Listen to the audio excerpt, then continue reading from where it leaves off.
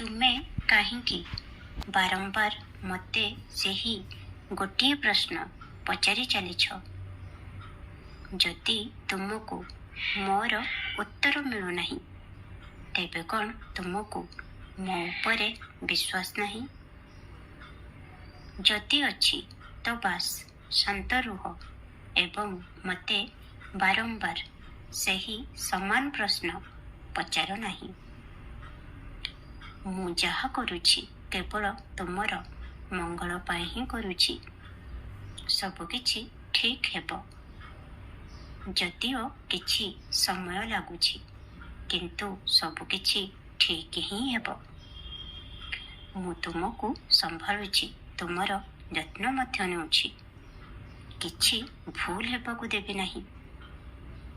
ତଥାପି ଯଦି ତୁମର ମନ ଶାନ୍ତ ହେଉନାହିଁ, ତେବେ ସାଇ ସଚ୍ଚରିତ ପଢ଼।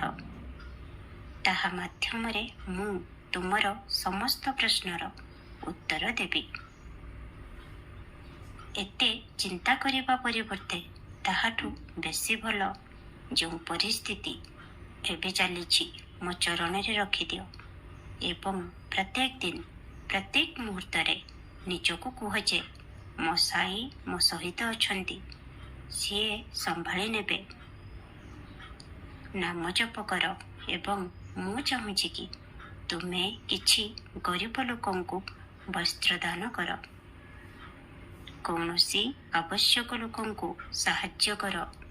ସାହାଯ୍ୟ କରିବା ଦ୍ୱାରା ସେମାନଙ୍କଠାରୁ ତୁମକୁ ଆଶୀର୍ବାଦ ମିଳିବ ଏବଂ ସେହି ଆଶୀର୍ବାଦ ତୁମ ଜୀବନରେ ପରିବର୍ତ୍ତନ ଆଣିବ।